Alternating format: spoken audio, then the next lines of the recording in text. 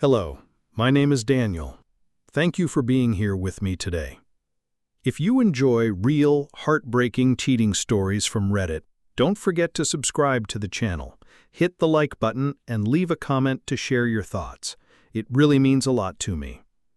This is one of those stories that stays with you long after you read it, because it reminds you how fragile trust can be, and how quickly love can start to feel like a battlefield. It begins with a woman named Claire, 39, who lives in a quiet coastal town in Oregon. For the past 2 years, she has been in a relationship with Evan, a 42-year-old man she believed was the kindest partner she'd ever known. They didn't live together. Claire bought a small house just months before they met, and because they both had children from previous relationships, Evan had 2 teenagers and Claire had a 9-year-old daughter, they decided to keep separate homes, spending time together only when their kids were with their other parents. For Claire, Evan had been her safe place. She described herself as an anxious person, often wound too tightly by the weight of everyday life, but Evan calmed her. At least, he used to.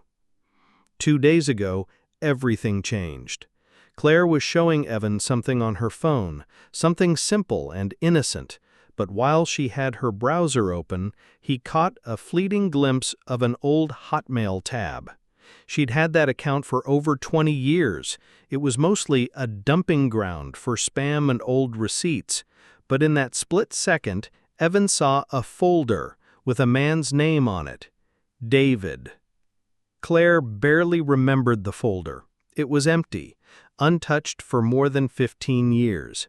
Maybe it had been useful long ago. Maybe it was a leftover from some forgotten project. But to Evan, that brief glimpse became undeniable proof. In his mind, the story was clear. Claire had closed the tab too quickly. She looked nervous when he asked about it. The folder had a man's name. To him, 1 + 1 equaled 2. She must be cheating. Claire felt her world tilt. She wasn't cheating. She had never even given Evan a reason to suspect her. She called him the love of her life, the man of her dreams. She spent entire weeks at his place, left her phone out in the open, nothing hidden. When she was home, she was with her daughter. Every moment of her time tied up in work, parenting, or collapsing into bed. There simply was no space in her life for anyone else. But Evan didn't believe her. At first, Claire was angry. Then she was confused. Why wouldn't he trust her? She sent him screenshots of her inbox, showing unopened spam emails stretching back for years. She searched David in the account while he watched through the screen. Nothing came up. She even gave him her login and password, handing over her digital life, begging him to see there was nothing there. It didn't matter. Evan refused to talk to her face to face. He didn't want a phone call. He kept sending texts, endless texts, telling her she didn't make sense, while she begged him to see the truth. She felt like she was being interrogated for a crime she didn't commit, trapped in a loop of defending herself to someone who had already decided she was guilty. Claire's old Hotmail, a cluttered account full of Amazon confirmations, McDonald's app receipts, and junk mail, became the weapon he used against her. He said he needed time to think. Claire said she was stuck in a loop of pissed, confused, and sad, because how could love feel so much like this? She gave him everything, her trust, her vulnerability, her access to every password she had, and still he saw betrayal where there was none. And in that moment, she began to wonder, was this really about a forgotten folder in an ancient inbox, or had something darker already been building beneath the surface all along? Claire knew what Evan's "I need time to think" really meant, even if she couldn't bring herself to say it aloud. It wasn't space. It wasn't reflection. It was a tactic, a way to keep her dangling, anxious, trapped in a constant state of defense. She kept replaying their 2 years together in her head, wondering how they had gone from quiet mornings and gentle laughter to this strange purgatory where love felt like interrogation. Some friends suggested the worst explanation: projection. How many stories had Claire read online about people accusing their partners of cheating only to be hiding their own betrayals? It was an awful thought. She wanted to reject it, to insist that Evan was different. He wasn't the type. He couldn't be. And yet that tiny seed of doubt settled in her stomach like ice. Others asked if this was out of character for him, or if he'd always been jealous, always been quietly suspicious. Claire thought hard about that. Evan had been nothing but tender with her. They'd never even screamed at each other. No slammed doors, no silent treatments. They had lived in that rare kind of harmony, a love where you could sit in the same room, not talking, and feel perfectly at peace. But this was something else entirely. Claire tried everything. She told him he understood his fears even when they made no sense. She gave him passwords to her email, to her phone, to anything he could possibly demand. She had nothing to hide, and she thought that would save them. It didn't. For 2 days, their lives became a blur of back-and-forth texts. Evan refused to speak to her on the phone. He wouldn't come over. He just kept sending messages at all hours, looping back to the same nonsensical accusations, trying to make sense of something that didn't make sense, as Claire described it. She barely slept. Her phone kept lighting up in the dark, buzzing with his questions and demands. Finally, exhausted and trembling, Claire blocked him. That's when the shift came. Evan found her work email. He sent message after message demanding she check that old Hotmail again, even though she had already shown him everything. When she blocked that email too, he reached out to her best friend, writing, "If I can't talk to her, I'll go through you instead." Her friend ignored him, standing firmly by Claire, seeing his behavior for what it was: frightening. By the next day, Claire's facade cracked. At work, she couldn't hide how wrecked she felt. Her coworkers saw it in her face. They hugged her. They pulled her close. They took her to lunch, sat with her, gave her quiet comfort she didn't even know she needed. But the day wasn't over. Claire finished work at 4 o'clock. 2 of her colleagues walked her out to the parking lot, flanking her like silent guardians as she explained fragments of the story, her voice shaking. When they split off to another car, Claire kept walking alone toward hers, parked 2 rows away. Then she heard it. A man's voice, sharp and loud, slicing through the air behind her. Her heart stopped. She turned, and there was Evan. He was striding toward her fast, his face tight, his words tumbling out. More nonsense about emails, about folders, about things that never mattered, but had somehow become the center of their world. Only now, he wasn't just behind a screen. He was right there, closing the distance between them, his voice echoing across the lot. And for the first time, Claire wondered if she was safe. Claire froze when Evan's shouting tore through the quiet parking lot. His words weren't just sharp, they were ugly, cruel, soaked in venom she'd never heard from him before. He spat out slurs like they were nothing, like she wasn't the same woman he used to hold at night. Her hands shot up instinctively, palms open, as if she could stop the storm with that simple gesture. "I'm not doing this with you right now," she said, her voice shaking. But even as she spoke, her mind was already racing. Could she reach her car? Was she safe? The rage in Evan's eyes made the decision for her. Claire turned and ran to her colleague's car instead. She felt his presence behind her, felt the weight of his stare burning through her back.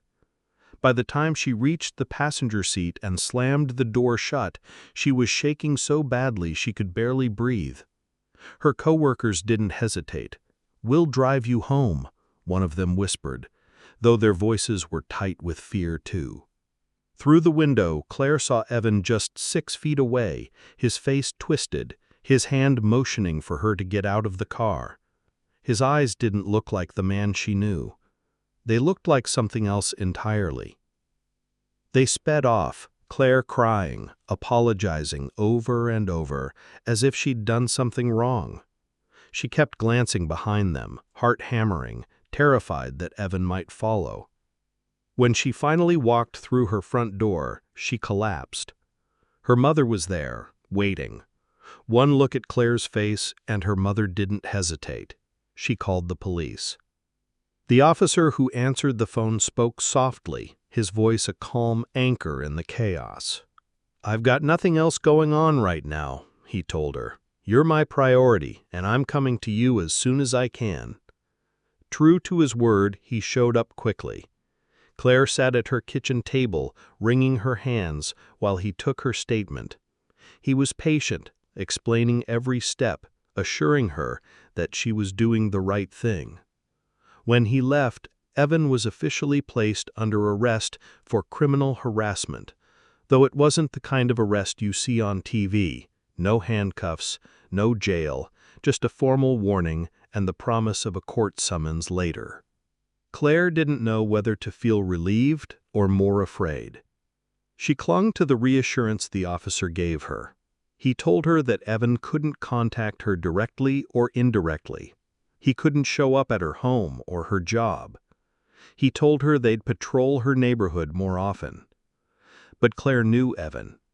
The officer said he had been calm and cooperative during the arrest. Claire didn't buy it for a second. That calm was a mask. Underneath, she knew he was boiling. It's a small town, Claire thought, about the pharmacy, the grocery store, the post office.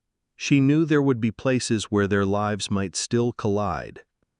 The officer told her to just walk away, go to another aisle, keep her distance. It sounded simple. It didn't feel simple. Late that night, Claire stared at her ceiling and wondered if she had been too harsh. She thought of the moment she blocked him, the moment she called the police, the moment she gave the statement. Guilt pricked at her like thorns. But then she reminded herself, a police officer had looked her in the eye and said he had enough reason to arrest him. She wasn't overreacting. This wasn't a misunderstanding. Someone online asked her if maybe it was a brain tumor. Some tumors could change personalities overnight. Claire almost wanted it to be true, because then there might be an explanation. But the truth was darker. Evan was using drugs, heavily and often. It made sense now, the erratic mood swings, the paranoia, the sudden explosions of rage. A commenter pressed her further. If you know he's probably boiling with rage inside, then you already knew he had a temper. Claire hesitated before admitting the truth. Yes, Evan had a temper. Not toward her, never toward her. Until now. Usually it was aimed at his kid's mother, ranting about how she mishandled something, calling her names Claire used to ignore because they weren't meant for her. But now she understood the truth she didn't want to see. The man who was once the sweetest person in her world had always been carrying this darkness, and now she was the one standing in its path. Claire thought she had seen the worst of Evan, but the truth kept peeling back in raw, painful layers. One night she had a long, heavy conversation with Jess, the woman Evan had dated before her, after his relationship with the mother of his children fell apart. Jess's voice carried that mix of exhaustion and resignation you hear in someone who has lived through the storm and come out scarred. She didn't sugarcoat anything. Evan had been physically and verbally abusive to his own 2 sons. He'd struggled with drugs for years, sinking deeper into habits that made him volatile and frightening. He'd had an unhealthy, borderline inappropriate connection with the mother of his children, always tangled in drama and blurred boundaries. And worst of all, Jess shared that he had been psychologically and even sexually abusive toward her. Jess said he had once put her on a pedestal, the same way he had with Claire, but underneath that charm was a minefield of behaviors that slowly revealed themselves over time. Claire sat there listening, tears burning her eyes, thinking about the moments she had ignored her own doubts. She remembered little red flags she'd brushed aside, excuses she'd made because she loved him so much. She whispered to Jess, I hope he gets help. I really do. But deep down, Claire didn't know if Evan even wanted help. Days later, Claire posted another update, and her words felt heavier than before. She admitted that Evan had started following her. She'd seen him twice in places where he had no reason to be. Both times, she documented it, walking straight to the police station. The officers were calm, kind, and steady, telling her they were keeping watch, but every time she spotted him, Claire felt her chest tighten, as if the walls around her safety were crumbling. At work, she found unexpected safety. The hospital where she worked felt like a shelter now. Colleagues, nurses, clerks, even the cafeteria staff offered to walk her to her car at the end of every shift. She was never alone in those parking lots anymore. Claire admitted she felt safer at work than she did at her own home. And yet, there was this eerily normalcy to her life, like everything had been cracked, but not yet shattered. She tried to explain one more piece of the puzzle for anyone still questioning her. For context, she had owned that old email account since she was 15. Back then, before Gmail, before Snapchat, before everything became instant, people used pop mail to connect. She had at least 10 folders tucked away in there. One was labeled for her ex-husband, the father of her child, and it was literally titled Babe. That's how little thought she gave the account.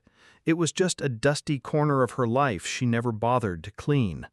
She opened it now and then, but only because it was linked to her Facebook. It was where her Poshmark notifications came in, her Amazon order receipts, even the silly McDonald's app confirmations. She hadn't sent an actual email from it in years. That mysterious David folder Evan had fixated on. Claire said it could have been anything. A forgotten client when she was a wedding photographer. Maybe a fling she barely remembered from decades ago.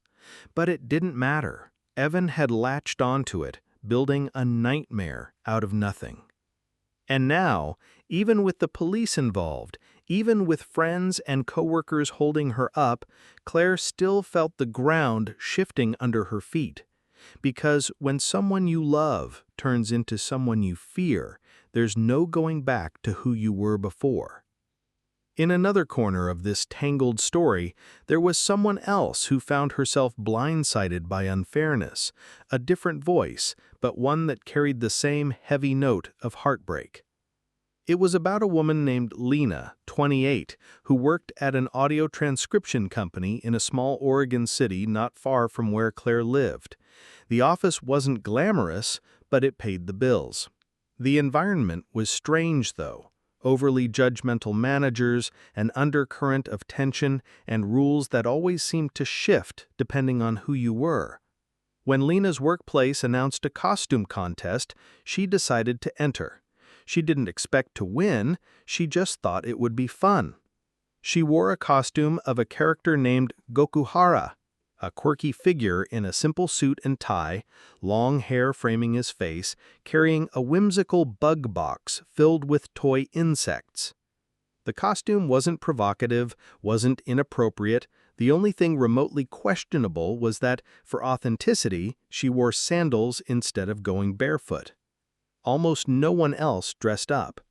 There was one shy new hire who wore fairy wings and a headband with little cat ears, and there were Lena's managers, a group of sharp-tongued women who had made the workplace miserable for many employees, but who, ironically, had gone all out with their costumes.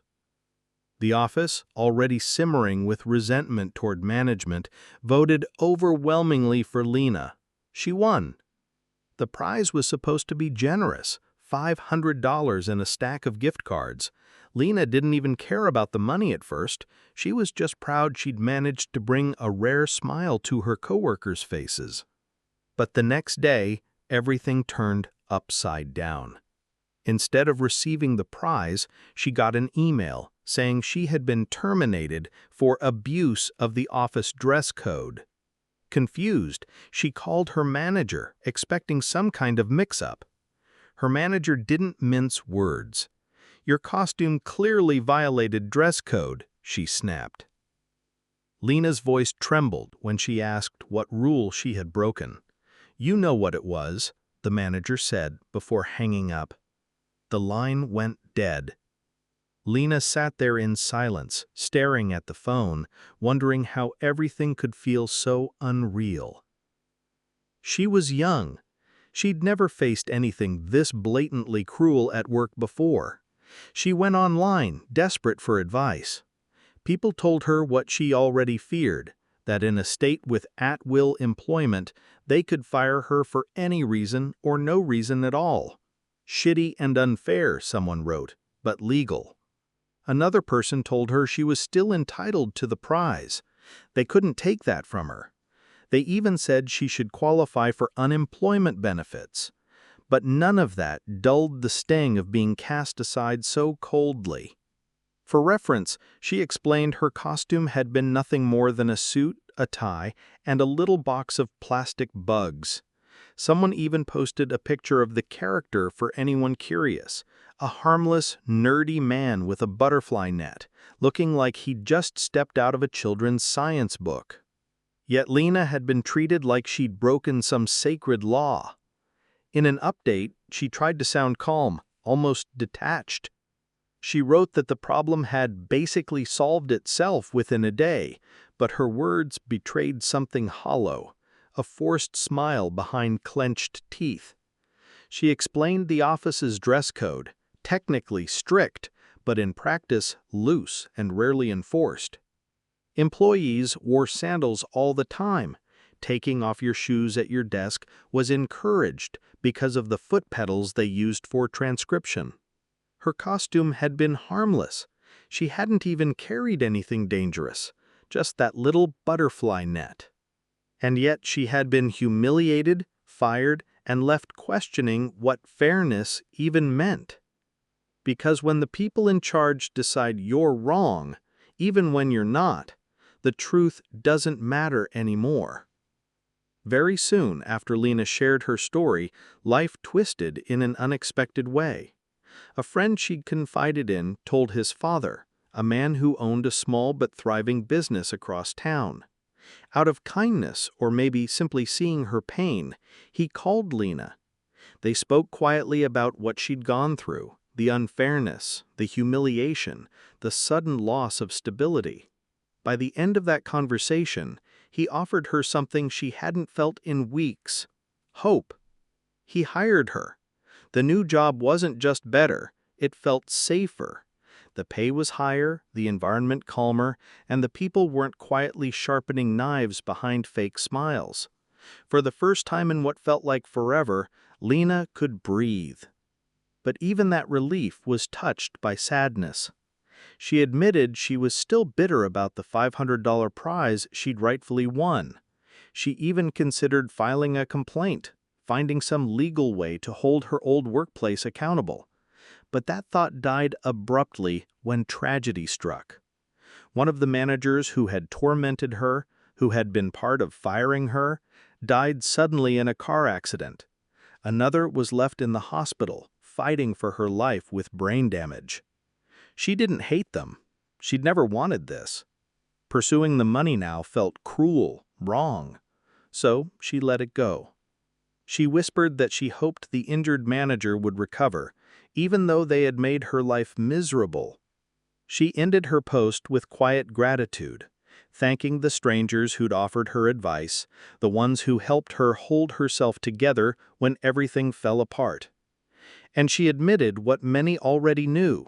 Sometimes the systems meant to protect workers don't, and the scars of that truth stay with you long after the dust settles. Stories like Lena's and Claire's feel uncomfortably close to real life. They remind us that betrayal and mistreatment don't always come from strangers.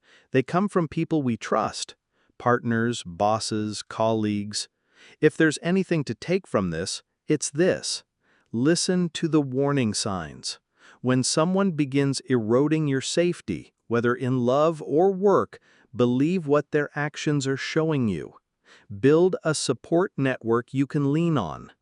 Document everything: texts, emails, incidents, not just for legal reasons, but to remind yourself that you're not overreacting. And most importantly, don't stay silent. Reach out for help, whether it's friends, HR, the police, or even online communities. The world is full of people who will hold you up when you think you can't stand, but only if you let them know you need it.